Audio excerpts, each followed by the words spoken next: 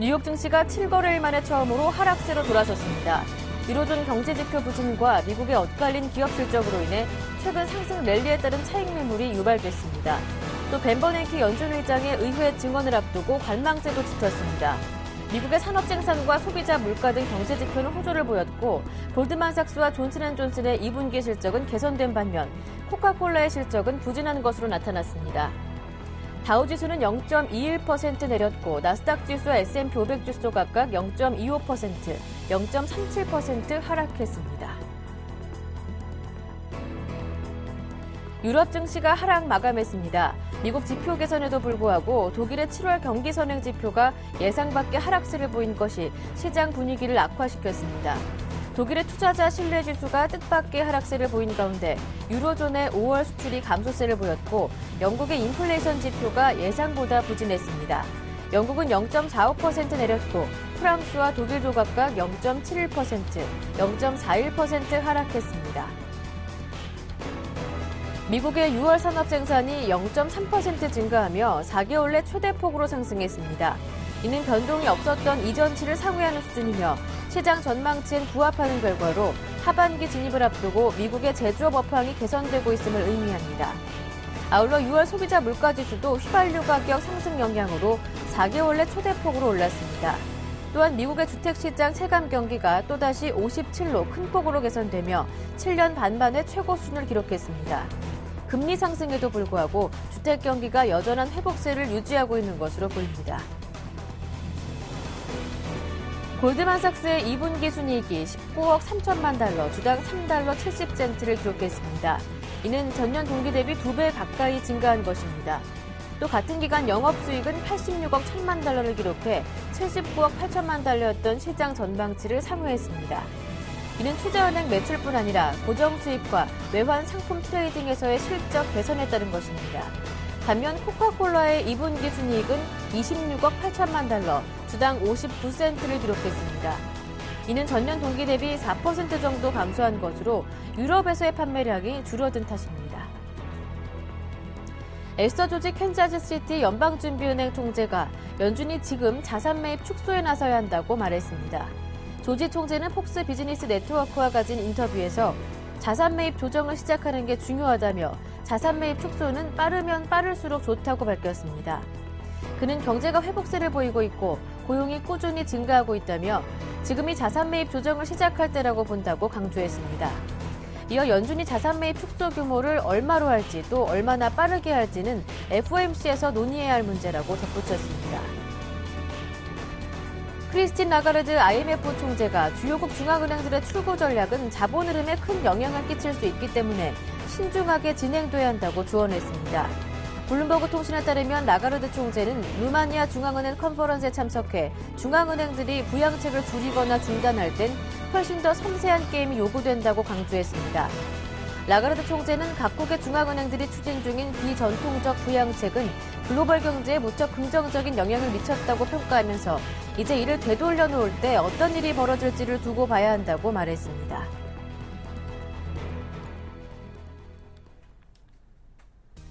안녕하세요. 굿모닝 대박예감 김보람입니다. 뉴욕 증시가 최고가 경신 랠리에 제동이 걸리면서 7거래일 만에 조정을 받았습니다. 그동안 상승했다는 차익 매물이 나왔고 버냉키 의장의 의회 증언을 하루 앞둔 관망세도 짙었는데요. 하지만 이날 발표된 미국의 경기 지표는 좋은 성적을 대부분 내놨습니다. 산업 생산이 석 달 만에 증가세로 돌아서면서 실물 경기 회복을 알렸고요. 또 건설업체들이 느끼는 체감 경기 주택 시장 지수도 7년 6개월 만에 최고 수준을 기록했습니다. 다만 기업들의 실적은 다소 엇갈리는 모습을 보였었는데요. 그에 앞서 유럽 증시도 하루 만에 다시 하락을 하는 모습이었습니다. 독일 경기에 대한 우려가 커지는 모습이었는데요. 독일의 투자자 신뢰 지수가 예상 밖의 하락세를 보였고 유로존의 5월 수출도 줄어드는 모습이었습니다. 글로벌 이슈 자세하게 진단해 보겠습니다. 굿모닝 대박예감 1부 시작합니다.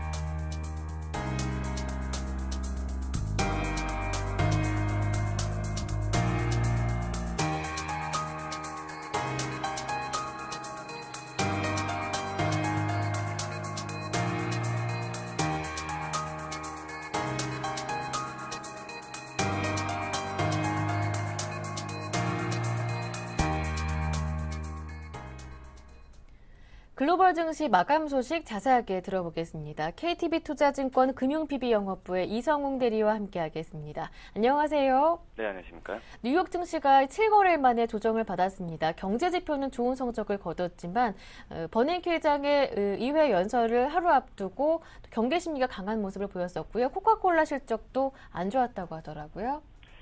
네, 우선 뉴욕 증시가 7거래일째 계속 상승 랠리를 펼치다가 어제 같은 경우에 그 상승 랠리를 좀 마감한 모습 보여주었는데 아직까지 시장에서 그 하락에 대한 그런 모멘텀이라고 하기에도 약간은 좀 한계가 있지만 그런 부분 역시 버냉키 의장의 그러한 좀 증언 아니면 그 양적 완화 축소에 대한 부분이 가장 크게 좀 투자 심리를 불안하게 한 요소가 가장 크지 않을까라는 좀 생각이 들었습니다. 어제 같은 경우에 다우지수 같은 경우는 32.41포인트, 0.21% 내리면서 15,451.85포인트로 거래를 마쳤고요. S&P 500 지수 같은 경우에도 6.24포인트, 0.37% 하락하면서 1,676.26포인트로 마감했습니다. 나스닥 지수 같은 경우에도 0.25% 떨어지면서 3,598.50으로 장을 좀 마감했다라고 볼 수 있겠고요. 우선 그 경제 지표는 좀 긍정적으로 나왔습니다.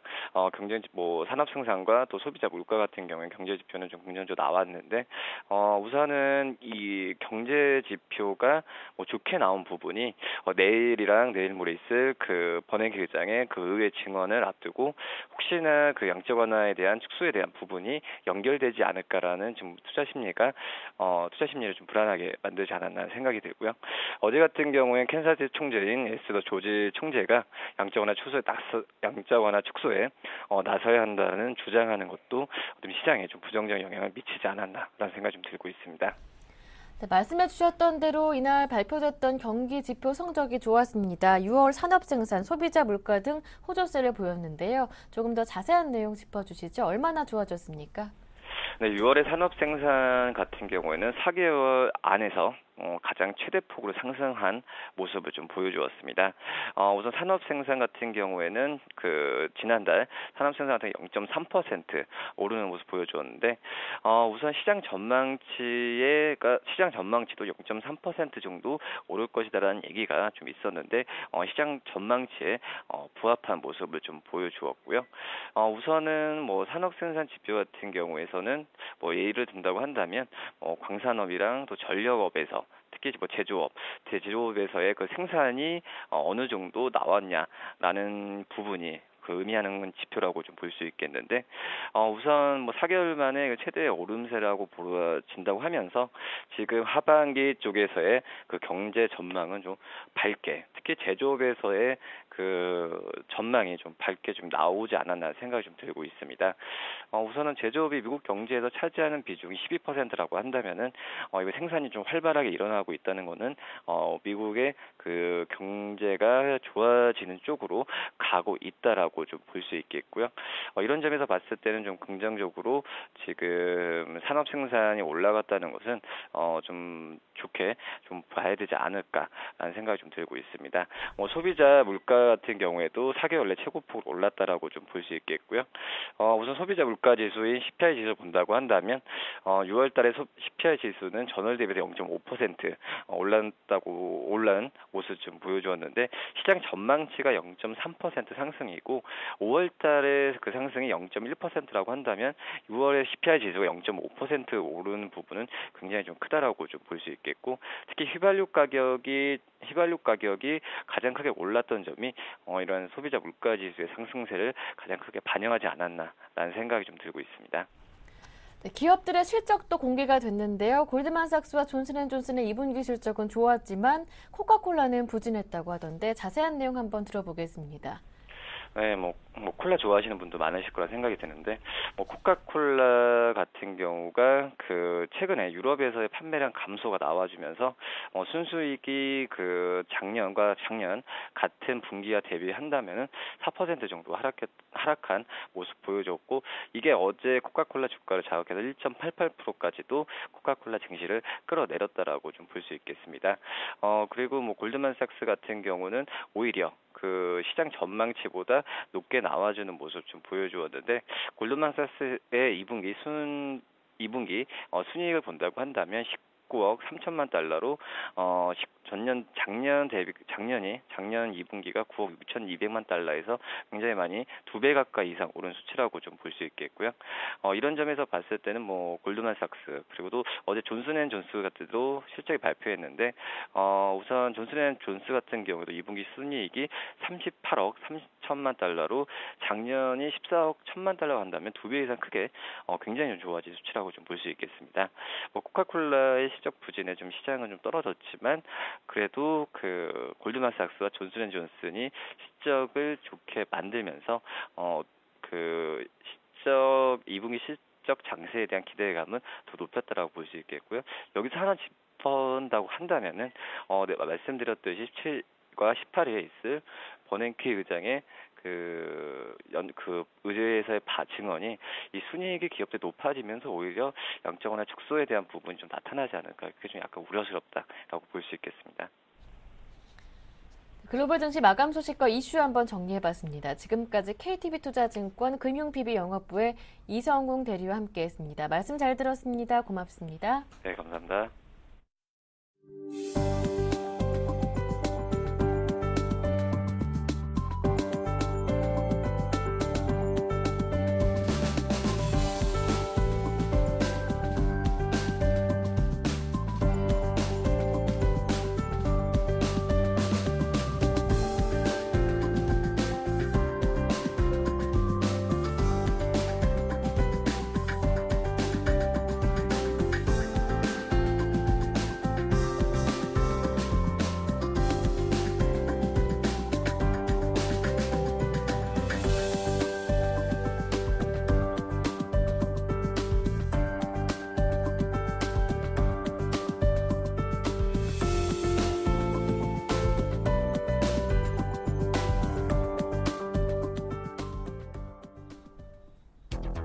또다시 전 세계가 버냉키의 입에 주목하고 있습니다. 17일, 18일 미국 의회에서 버냉키 의장의 증언이 예정돼 있는데요. 지난 11일 양적 완화 축소시키 지연을 시사하며 다시 비둘기 파적 발언을 돌아선 버냉키. 이번에는 시장에 어떤 모습으로 나타날지 전망해보면서 반전 포인트 짚어보겠습니다.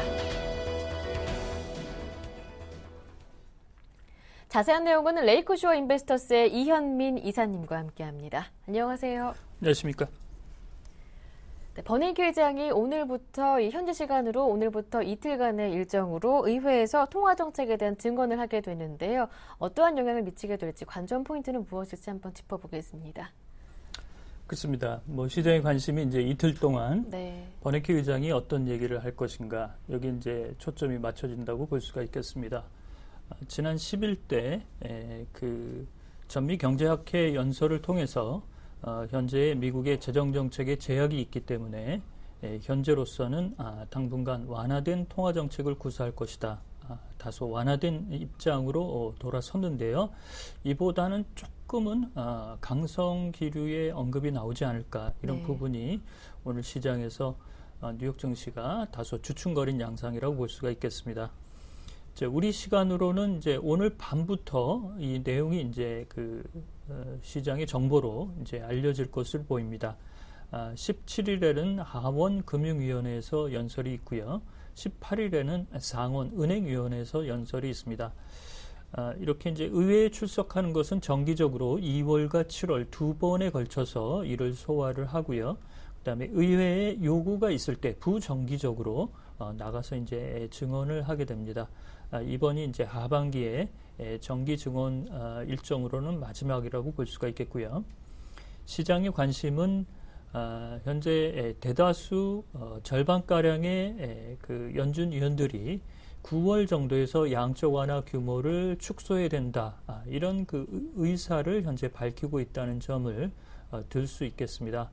이런 점에서 현재의 경기 부양 기조, 이런 부분을 추가적으로 가져가고 연말 정도로 양적 완화 규모를 축소할 수 있다, 이렇게 여지를 남긴다면 시장은 안도하겠지만 다소 현재의 경기 부양 카드, 이런 부분에서 자산 규모, 양적 완화의 규모를 축소할 수 있는 여지를 다시 한번 내비친다면 시장이 좀 불안 요인이 될 수 있을 것으로 볼 수가 있겠습니다.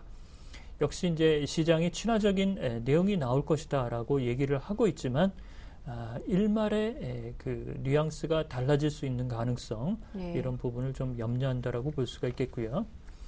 이달 30일과 31일 FOMC 회의가 이제 개최가 되는데 이번 회의에서는 공식 기자회견이 없기 때문에 네. 이번 상하 양원에서의 연설과 버냉키 의장의 질의응답 이런 부분을 잘 살펴야 될 것으로 볼 수가 있겠습니다. 네. 아무튼 지난 11일에 있었던 전미 경제학회 컨퍼런스 이후 기자회견 때보다는 조금 더 강성 발언이 나올 수도 있겠다라는 가능성 한번 짚어주셨습니다. 네, 그런 가운데 어제 발표된 미국의 소매 판매 수치를 놓고 2분기 미국의 경제 성장률이 예상보다 부진할 것이다. 이렇게 점치는 의견들도 많더라고요.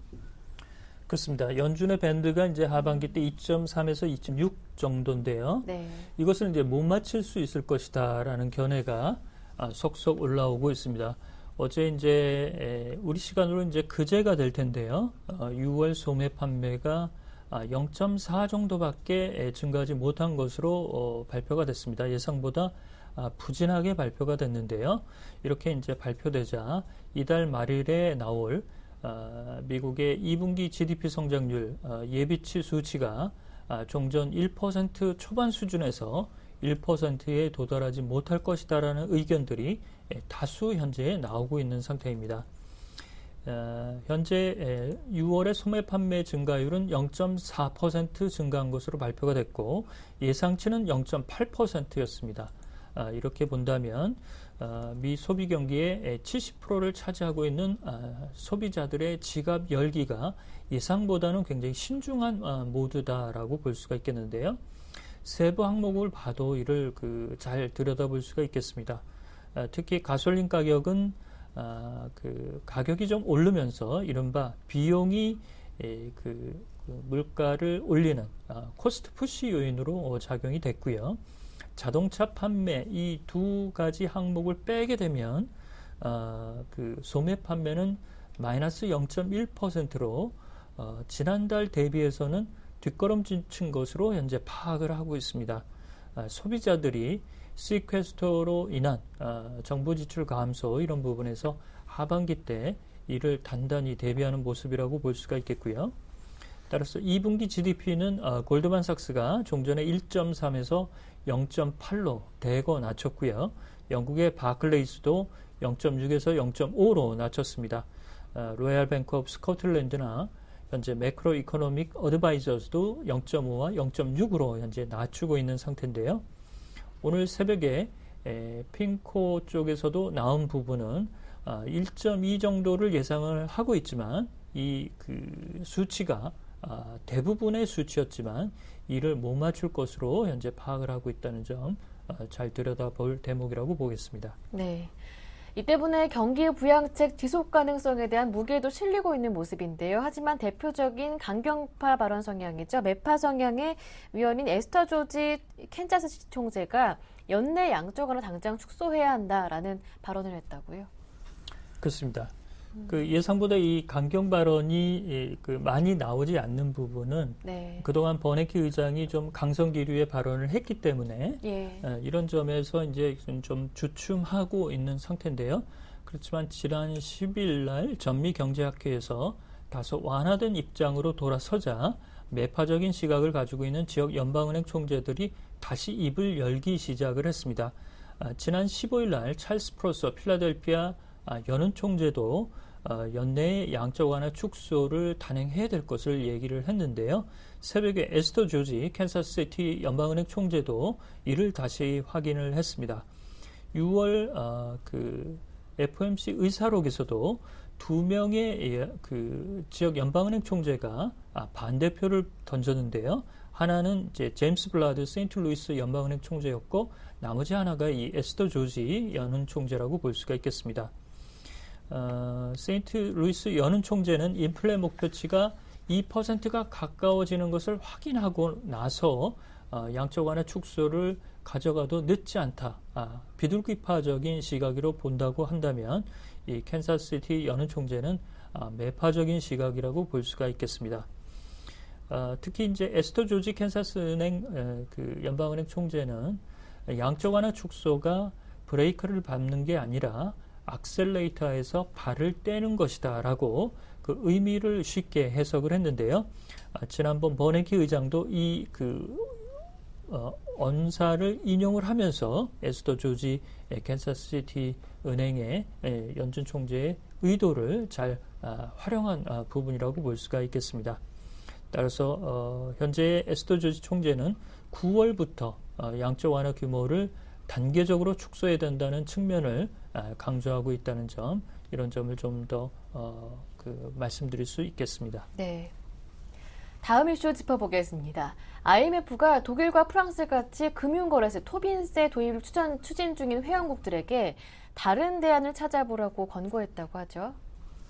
그렇습니다. 이게 이제 그 진행 여건이 지지부진하니까요. 네. 뭐 도입을 해도 실효성이 없을 것 같으니까 이런 이제 그 조언이 나왔습니다. IMF에서 유럽 연합과 유로존이 현재 의욕을 갖고 추진을 하고 있지만 지지부진한 성격으로 현재 떨어지고 있는 토빈세 도입을 다른 방향에서 접근을 해야 된다, 이렇게 얘기를 했는데요.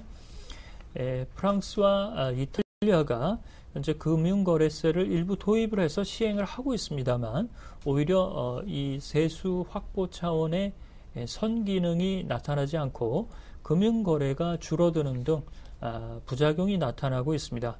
이러자 IMF가 금융업의 거래 빈도를 부가가치세로 편입하는 것이 오히려 낫지 않겠느냐, 이렇게 얘기까지 나왔는데요.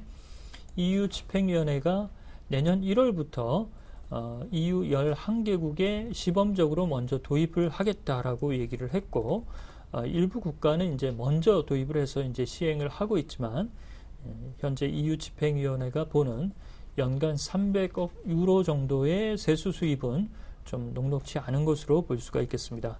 따라서 독일의 총선이 치러지는 9월 이후에 독일의 의중과 유로존의 입장, 그 다음에 영국의 반발, 이런 부분이 어떻게 흘러가느냐에 따라서 이 문제가 결판이 날 것으로 볼 수가 있겠습니다.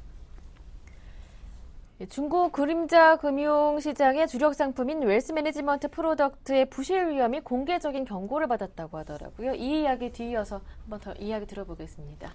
그렇습니다. 이제 그림자 금융에 대해서 이제 그 투자자 여러분들도 많이 이제 이 시간을 통해서 어느 정도 이제 그 내용의 전반적인 부분은 파악하실 것으로 알고 있습니다만, 이 자산관리 상품에 대한 내용까지도 현재 들먹이는 수준까지 현재 이르르고 있습니다. 블룸버그 통신이 이를 그 보도를 했는데요. 이 그림자 금융, 특히 이제 금융시장 규제에서 빗겨난 일부 상품의 부실 위험이 커지고 있다라고 공개적으로 밝혔습니다. 이른바 웰스 매니지먼트 프로덕트라고 이제 부르는 상품인데요.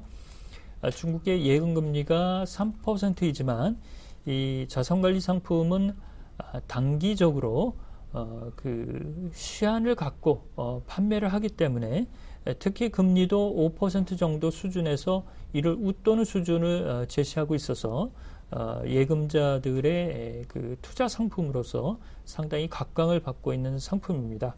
이러자 공상은행과 초상은행들, 이런 부분이 단기 상품으로 판매하는 부분에 그 예금자의 자금이 급격하게 몰리는 등 일부 현재 부작용을 걱정하는 우려가 커지고 있는 상품이라고 볼 수가 있겠는데요. 이 그 상품은 부동산 투자업체나 일부 시장에서 자금을 조달하지 못하는 중소기업의 대출 재원으로 현재 뿌려지고 있는 상태입니다. 이 자산관리 상품의 규모는 현재 8조 2천억 위안까지 늘어났는데요. 2009년 3월 대비 현재 8배 규모나 커지는 그런 흐름으로 볼 수가 있겠습니다. 그렇지만 고객들은 이 예금 상품이 고금리를 보장하는 이 예금 상품이 어떤 기업에 어떤 경로로 들어가는지 속속들이 모르고 있어서 이것이 그 중국의 경기 부침이 심하게 나타날 경우 부실화 가능성이 높아질 수 있는 이른바 2008년 미국의 금융위기 때 나왔던 부채담보부증권과 비슷하다는 맥락으로 블룸버그가 비판적인 언사를 좀 가했다고 볼 수가 있겠습니다. 버냉키 쇼크에 환시장 방어에 나섰던 이 이머징 국가들의 외환 보유고가 많이 줄었다고 하던데 이야기 이어서 들어보겠습니다. 그렇습니다. 이게 이제 5월 22일 날 네. 향후 그 경기 지표를 보고 그 다음에 이제 추가적으로 양적 완화 규모를 축소할 수 있는 부분을 검토할 수 있다 이렇게 얘기가 나오면서 특히 이제 이머징 국가들의 시장에서 채권 시장이 균열 조짐이 컸습니다. 이런 부분에서 외화의 유출 이런 부분을 걱정하면서 각국 중앙은행들이 이 환방어를 위해서 자국이 보유하고 있는 외환 보유고를 일부 썼습니다. 이러면서 외환 보유고가 줄어들었다라고 현재 지적이 되고 있는데요. 가장 많이 줄어든 국가가 인도네시아로 볼 수가 있겠습니다. 8.5%나 외환 보유고에서 이를 방어하기 위해서 자국의 환율을 방어하기 위해서 그 비용으로 쓴 부분이라고 볼 수가 있겠고요. 태국이 3.9% 외환 보유고가 줄었고 우리나라도 0.7% 줄었습니다. 이 그 통화들 보면 인도네시아는 루피아, 태국은 바트, 그 다음에 브라질의 헤아와라, 러시아의 루블 이런 부분인데요. 인도네시아와 브라질은 이번 달 정례 금융회의에서 정례 금통위에서 OCPP 금리 인상을 하는 등 긴축 기조까지 가져가고 있는 상태입니다. 따라서 양적 완화 규모의 축소 얘기, 특히 이머징 국가들도 촉각을 곤두세우고 있고 이달 19일과 20일 러시아에서 열릴 G20 회담에서도 이 양적 완화 축소가 이머징 국가에 미치는 부정적 영향을 어떻게 차단할 수 있을 것인가 이 논의가 핵심 주제로 올라오는 등 이머징 국가의 불안 요소가 여전하다고 볼 수가 있겠습니다. 네, 말씀 잘 들었습니다. 지금까지 글로벌 이슈 진단 레이크쇼어 인베스터스의 이현민 이사님과 함께했습니다. 고맙습니다.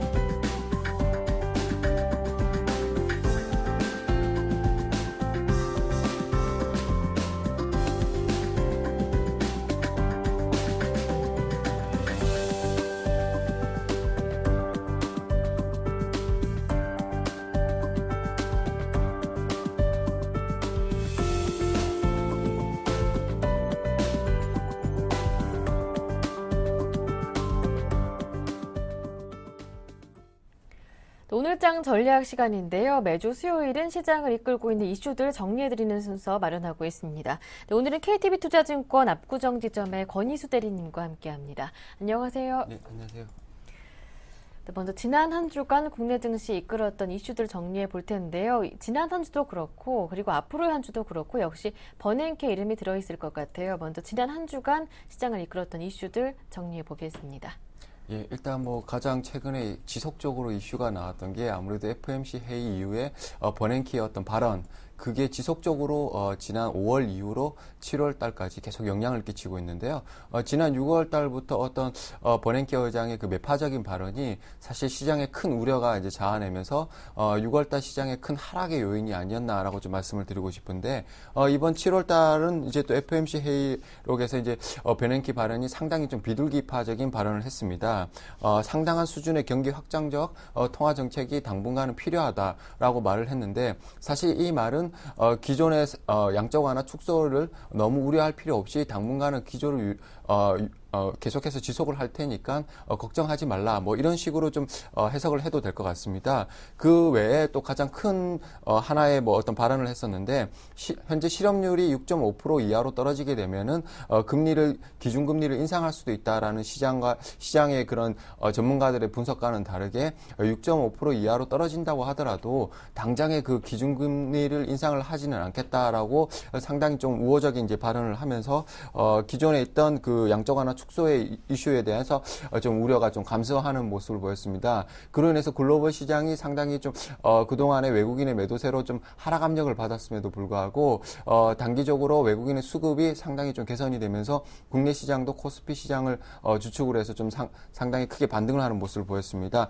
일단 양적 완화를 축소를 하게 되면은 실질적으로 이제 최근에 이제 국제 수익률이 미 국제 수익률이 급등을 하는 그런 흐름이 나왔습니다. 그래서 미 국제 수익률이 급등을 하게 되면은 아무래도 연준에서는 크게 반응을 할 수밖에 없기 때문에 이런 부분에 있어서 좀 시장에서 크게 반응을 한 것 같습니다. 그래서 쉽게 말해서 지금 최근에 이제 양적 완화 축소는 축소일 뿐 긴축은 아직은 아니기 때문에 크게 우려할 필요는 없다라고 좀 말씀을 드리고 싶습니다.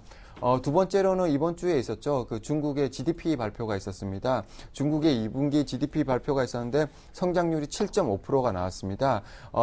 지난 1, 4분기만 해도 7.7% 정도 나왔는데 거기에 비해서 한 0.2% 정도는 좀 하락하는 모습을 보였고 지난해 2, 4분기로 봤을 때도 지난해 2, 4분기는 7.6% 나왔는데 YOY로 봤을 때도 0.1% 정도 마이너스였습니다. 실질적으로 가장 큰 이유가 수출이나 투자가 지속적으로 좀 부진한 게 큰 이유인데 수출이 부진한 이유는 아무래도 그동안 제조업 투자가 축소가 됐다라는 게 가장 큰 이유라고 좀 볼 수가 있습니다. GDP의 구성 항목을 보게 되면은 소비, 투자, 그 다음에 순수출 이렇게 세 가지로 나눌 수가 있는데 최근에 중국의 경기 시장을 보게 되면은 소비와 순수출은 지속적으로 감소하는 데 비해 투자만 지속적으로 증가하고 있습니다. 투자를 이렇게 지속적으로 증가를 시키는 거는 중국의 소비가 줄고 수출이 줄면 그만큼 부동산 경기를 좀 활성화시키는 그런 부분이 있습니다. 중국의 부동산 부분으로 투자를 활성화시키다 보니까 최근에 계속해서 이슈가 나오는 그림자 경제가 활성화되고 있다 이런 뉴스도 지속적으로 나오는데 이렇게 지속적으로 부동산 투자 쪽으로 소비나 순수출 쪽으로 진작을 시키지 않고 투자 쪽으로만 계속 진작을 시키게 된다면은 현재 그 경제 성장률이 7%대에서 6%대로 하락할 가능성도 있습니다. 그럼으로써 지금 현재로서는 투자 중심보다는 소비 중심의 어떤 패턴으로 좀 빨리 변화가 필요하다라고 좀 말씀을 드리고 싶습니다.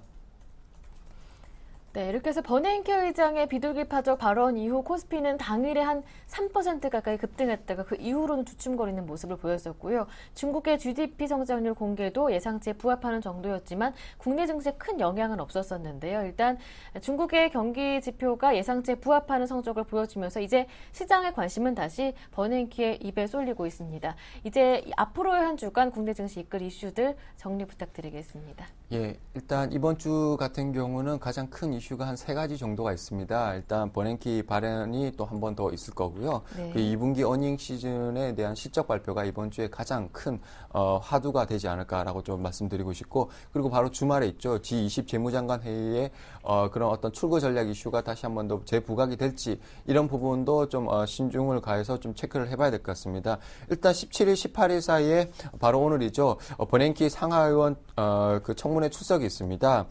일단 9월 러시아에서 G20 정상회의가 있는데 그 회의를 앞두고 의제별 지금까지 진행됐던 거에 대해서 성과를 확인하는 차원에서 좀 진행되지 않을까라고 좀 말씀을 드리고 싶습니다. 일단 최근에 이제 버냉키 임기가 현재 한 반년 정도 이제 남겨두고 있는데요.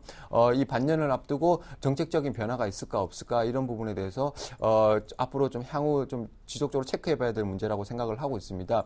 미국이나 선진국 중심으로 앞으로 출구 전략이 방안이 어떤 식으로 나올지 그 이슈 또한 이번 회의에서 좀 나올 것으로 좀 판단이 되고 있는데 현재 뚜렷한 방안이 없을 때에는 최근에 나왔던 그 신흥국의 그런 출렁임이 한 번 더 나올 수도 있다라고 좀 전망이 되고 있습니다. 그리고 두 번째로는 이번 주에 가장 많은 큰 이슈로 이제 체크를 할 수 있는 바로 2분기 어닝 시즌입니다.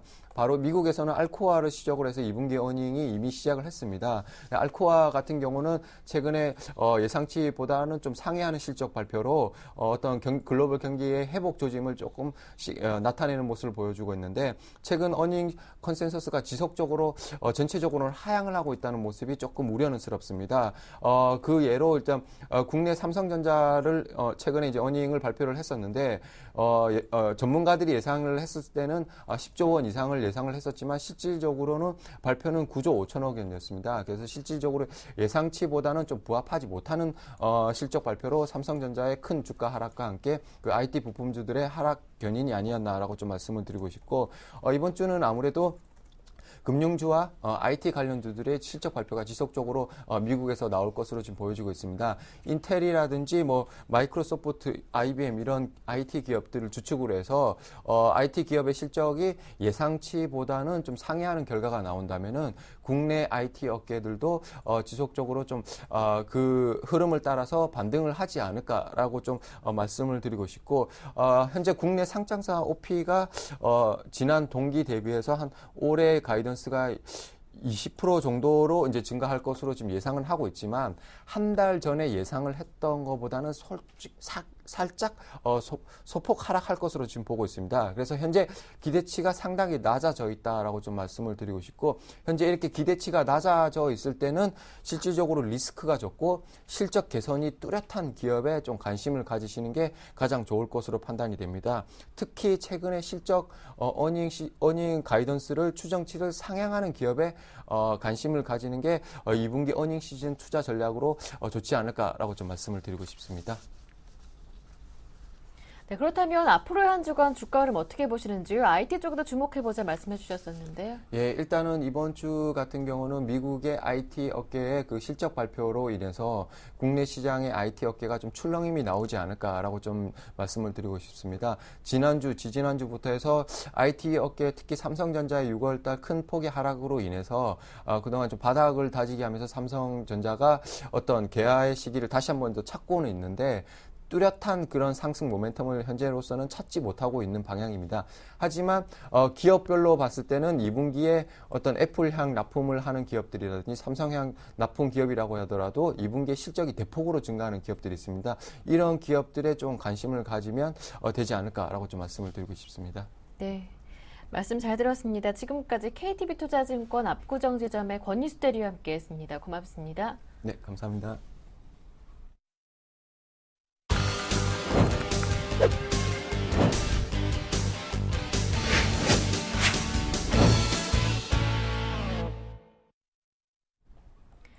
김용준의 골드박스 시간 이어갈 텐데요. 중국 정부가 오는 2015년까지 태양광 에너지 생산 능력을 현재 수준의 4배 이상 끌어올린다고 어제 밝히면서 전일장 태양광주가 급등하는 모습이었습니다. OCI 그리고 한화케미칼까지 5% 이상으로 급등하는 모습이었는데, 오늘 이 시간은 태양광 산업과 함께 태양광 관련주 앞으로의 전망까지 들어보겠습니다. 샘플러스 김용준 전문위원 전화로 연결해 보겠습니다. 안녕하세요. 예, 안녕하세요. 네, 오늘 태양광 산업 짚어주신다고요? 예. 일단 이제 전일자 나왔던 태양광 관련 내용들을 조금 좀 모아보면요. 예. 일단 중국 태양광 발전 용량을 이제 크게 확대하겠다. 그래서 이제 그 규모가 과연 어느 정도냐면, 연간 기준으로 10기가와트, 그러니까 10기가와트 정도면 좀 상당히 큰 양이고요.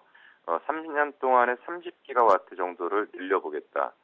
현재 중국이 여지껏 이제 그 태양광에 투자했던 게 8.3기가와트이기 때문에 3년 동안에 이 투자하는 규모는 좀 상당히 큰 규모고요. 지금 현재 중국은 그 태양광 쪽의 어떤 생산 능력 기준으로는 세계 3위입니다. 참고적으로 독일 같은 경우에는 32기가와트, 그래서 세계 1위 정도인데, 그리고 이탈리아가 이제 16.3기가와트고 세계 2위 정도가 되죠. 그래서 일단은 지금 이제 이런 부분들이 이제 분명히 중국이 이제 공격적인 투자를 지금 하고 있다라는 얘기로 좀 정리가 되고 있고요. 그리고 이제 포스코 에너지입니다. 포스코 에너지가 이제 그러니까 폐염전이죠. 폐염전을 부지로 해서 7메가와트 정도의 태양광 발전을 하겠다. 그래서 지금 현재 요 정도고요. 그리고 LG화학 같은 경우는 독일 태양광 인버터사의 가정용 ESS 배터리 이쪽을 이제 7월부터 공급하겠다는 내용이 나오면서 전일 관련주들이 전반적으로 이제 강세를 보였는데, 특히 대형주 중에서는 OCI하고 그리고 이제 하나케미칼이 이제 5%대의 상승을 보였고요. 기타 종목으로는 오성 LST, 웅진 에너지, 신성 솔라 에너지 이런 것들이 이제 급등을 하면서 향후 태양광 에너지에 관련된 부분에 어떤 상승을 좀 상승을 조금 기대하고 있는 그런 측면이 아닌가 좀 생각이 듭니다. 근데 여기서 이제 우리가 좀 생각을 해야 될 부분들이, 그럼 과연 이 태양광 종목들이 추세적인 상승을 할 수 있는 건지, 아니면은 그 단발성으로 끝날 건지 이런 부분에 대해서 좀 고민을 좀 해야 될 것 같습니다. 그래서 조금 원론적인 얘기들을 좀 해야 될 필요가 좀 있지 않은가 좀 생각이 드는데요. 지금 먼저 그러면 전반적으로 태양광 산업이라는 걸 좀 먼저 좀 이해를 해야 될 필요가 좀 있습니다. 지금 그 준비된 화면이 지금 표현될 것 같은데요. 그 태양광 산업의 밸류체인하고 태양 전지 종류에 대한 부분들을 좀 언급을 하겠습니다. 지금 태양광 산업 같은 경우에는 먼저 이제 그 실리콘이라는 게 있고요. 그 실리콘을 가지고서 인곳을 만들고 그리고 이제 웨이퍼 그리고 어레이 그러니까 그 셀, 모듈, 어레이 단계를 넘어가는 이런 단계에서 전반적인 태양광 산업의 이제 밸류체인을 좀 이해를 해야 될 필요가 있는데 사실 이러한 밸류체인을 형성하는 과정에서 상당 부분의 기업들은 결국 치킨 게임에서 도태됐던 부분들도 좀 있고요. 지금 현재는 이러한 어떤 전반적인 그 라인업을 이제 구축한 그런 정도의 지금 상황이라고 일단 볼 수가 있습니다. 그러면 여기서 이제 그 과거 같은 경우에는 소재 쪽인 실리콘 쪽이 거의 절대적이었다면 이제는 이런 모든 그 밸류체인을 완성해 놓은 상태에서 향후 주가의 전망은 어떻게 보셔야 될 필요가 있냐면 결국은 이러한 것을 통해서 실질적으로 에너지를 그러니까 태양광이라는 어떤 발전을 통해서 전기를 만들어내는 과정들이 확인돼 가는 과정들. 그래서 지금은 그 실리콘이나 인고 웨이퍼 단계 어떤 투자 단계보다는 발전소 개념의 어떤 방향으로 좀 보셔야 될 필요가 좀 있지 않을까 좀 생각이 들고요. 그런 쪽에서 최근에 각 정부들이 지금 발표하고 있는 대부분의 내용들은 어떤 그 밸류체인의 어떤 부분을 그 강화시키겠다, 확대시키겠다라는 측면보다는 결국은 지금은 그 발전소 단계에서 실질적으로 발전 용량을 얼마 정도를 뽑아낼 수 있는지 뭐 이런 부분들을 지금 실질적으로 지금 얘기하는 단계로 일단 보실 수가 있습니다. 그래서 앞으로는 이 발전소 개념의 어떤 태양광 쪽의 어떤 그 확대 국면이 좀 나타날 가능성이 좀 상당히 크다. 그리고 지금 이제 어제 나왔던 중국 쪽 얘기에서 중국 쪽 얘기는 결국 자국의 산업을 키우겠다라는 얘기지 다른 나라의 그 어떤 그 가치를 다른 나라의 어떤 태양광 산업을 키워주겠다는 얘기는 아니거든요. 그런 측면에서 보면은 과연 국내 기업이 얼마나 그쪽에서 그 경쟁 우위를 갖고 실질적으로 어떤 효과들을 낼 수 있느냐를 볼 때는 결국 태양광 산업의 그 밸류체인의 어떤 경쟁력을 좀 보셔야 될 필요가 있습니다. 현재 국내 기업에서 어떤 그 밸류체인 단계에서 폴리실리콘 부분은 굉장히 우리나라 경쟁력이 높다라고 일단 볼 수가 있고요. 폴리실리콘 쪽 인고 웨이퍼, 셀, 모듈, 시스템 쪽. 그래서 모듈 쪽의 일부 부분은 경쟁력을 한국이 좀 갖고 있다라고 보지만 전체적인 시장 점유율 측면에서는 셀이나 모듈 같은 경우는 우리가 5% 정도밖에 지금 점유를 하지 못하던 상태에서 오히려 중국의 점유율이 40%, 43%이기 때문에 거의 절대적이라고 일단 보실 수가 있습니다. 그리고 이제 인고 웨이퍼 역시도 그렇고요. 시스템 쪽도 역시 마찬가지고요. 그렇기 때문에 지금 당장 중국 관련한 어떤 이슈와 모멘텀이 급격하게 좀 좋아지기라고 좀 보기는 좀 어렵지 않은가 좀 생각이 듭니다. 자, 그래서 이제 태양광 산업에 대한 관련 부분들을 좀 고민을 해야 될 부분들이 있습니다. 지금 태양광이 급속도로 지금 팽창하지 못하는 가장 큰 이유 중에 하나가 뭐냐면 우선은 가장 생산 원가가 좀 높다는 게 문제입니다. 첫 번째로 지금 원자력이나 풍력, 태양광 이런 부분들이 있는데요. 원자력 같은 경우는 생산 원가가 가장 적습니다. 한 30불 정도 되는데요, 메가와트당. 근데 이제 풍력 같은 경우는 한 50불 정도, 그리고 태양광 같은 경우는 한 200불. 지금 이제 최근에 일본에서 문제가 돼가지고 원자력이 대부분 이제 풍력 쪽으로 우선 교체되고 있는 이유 중에 하나가 지금 메가와트당 생산 원가가 지금 태양광은 너무 높기 때문에 아직은 태양광으로 가기는 좀 어렵다라고 좀 보고요. 그렇기 때문에 지금 현재 풍력 쪽에 좀 집중을 하고 있는 부분들이 우리 눈에 좀 확인되고 있는 부분이 또 있고요. 그리고 이제 또 한 가지는 이제 그레드 페러티라고 해갖고 화석 연료 발전 단가하고 태양광 발전 단가하고 같아지는 점이 어디냐. 그러니까 예를 들어서 지금 화석 연료 발전 단가는 시간이 지나면 지날수록 계속 이제 올라가는 상태고요. 태양광 발전 단가는 점점점 떨어지는 상황이 지금 벌어지는데 아직까지는 태양광하고 화석 연료 발전 단가하고의 차이가 좀 많습니다. 그래서 일단 이 그레드 페러티의 도달 시점이 언제냐. 지금 봤었을 때 대부분 지금 이제 전문가들 분석은 한 빠르면 3년 내에 오지 않겠냐. 그럼 현재 2014년이니까 한 2017년 정도면은 그레드 페러티가 오지 않을까라고 보는 거고요. 이것은 이제 당초에 태양광 발전 속도에 비해서 유럽 쪽의 경기 침체나 이런 부분들이 작용을 해서 결국 이 속도가 조금 지연됐다라고 보실 수가 있는데 만약에 여기가 온다면 태양광에 대한 부분은 굉장히 공격적으로 폭발적으로 시장이 확대될 가능성은 굉장히 크다라고 일단 볼 수가 있습니다. 그래서 그런 측면에서 현재 우리가 지금 고민해야 될 게 태양광이라는 걸 정확하게 분석하기 위해서는 지금 가장 높은 생산 효과를 얼마나 떨어뜨릴 거냐, 그리고 그래프 페러티가 언제 올 거냐라는 부분을 좀 봐야 될 것 같고요. 그리고 아까 말씀드린 것처럼 중국 관련 태양광 발전이 국내 업체에 줄 수 있는 부분은 분명히 한계가 있습니다. 그렇기 때문에 이 부분을 지금 현재 지나치게 확대 해석할 필요는 좀 없다라고 일단 볼 수가 있고요. 그리고 이제 전일 같은 경우에도 태양광 관련 종목들이 급등을 하고는 했지만 대부분 장중 고점 대비로 좀 그러니까 상승폭이 좀 축소되는 부분들을 좀 분명히 보였다라는 부분은 기억하실 필요가 있고요. 그리고 전일 굉장히 강하게 움직였던 종목 중에 하나는 오성 LST하고 웅진에너지, 신성 솔라에너지 정도인데, 이 웅진에너지나 오성 LST 같은 경우는 결국은 얘네들의 어떤 자체적인 어떤 지금 그 부분이 좋아지기보다는 최근에 어떤 한계 상황에서 이미 웅진에너지나 오성 LST 같은 경우는 전반적인 치킨 게임의 패자로서, 그러니까 태양광의 어떤 투자의 그 실패로서 이미 분명히 어떤 성장이 지금 한계가 나타났고요. 그리고 어떤 전체적인 회사의 위험 리스크까지도 좀 작용하고 있기 때문에 전일의 급등은 단순한 어떤 투기적 수요에 의한 주가 강세의 부분들이 좀 있었다라고 일단 볼 수가 있습니다. 그래서 향후 분명히 태양광 관련해서 관심을 가져야 될 부분들은 이런 부분이 아닌가 좀 생각이 듭니다. S에너지 같은 경우는 전체적인 밸류체인 안에서 모듈 부분이 좀 강화되고 있고요. 그리고 태양광 발전 쪽에 대한 부분이 강화되고 있는 쪽이기 때문에 이쪽은 분명히 그 현재 전체적인 태양광 산업의 어떤 분위기로 봤을 때는 상당히 수혜가 예상되는 종목 중에 하나라고 일단 볼 수가 있고요. 그리고 이제 그 하나그룹 같은 경우는 태양광에 대한 밸류체인을 완전히 완성한 쪽이라고 일단 볼 수가 있고요. 그리고 OCI 같은 경우는 예전에 같은 그런 어떤 좋은 어떤 주가 움직임을 보이긴 어렵겠지만 최소한 워낙 낙폭이 컸기 때문에 태양광 쪽의 산업에 조금만 그 비중 확대가 좀 나타난다면 긍정적인 요소로 좀 작용할 가능성이 있다. 이런 측면에서 이러한 쪽에 관심을 갖고 그리고 그 치킨 게임의 패자로 이미 문제가 된 웅진에너지나 오성 LST에 대한 부분들은 조금 그 조심을 하시는 게 좀 좋지 않을까 판단이 됩니다. 네, 말씀 잘 들었습니다. 지금까지 샘플러스 김용준 전문위원과 함께했고요. 굿모닝 대박예감 1부 순서도 여기에서 마무리 짓겠습니다. 고맙습니다.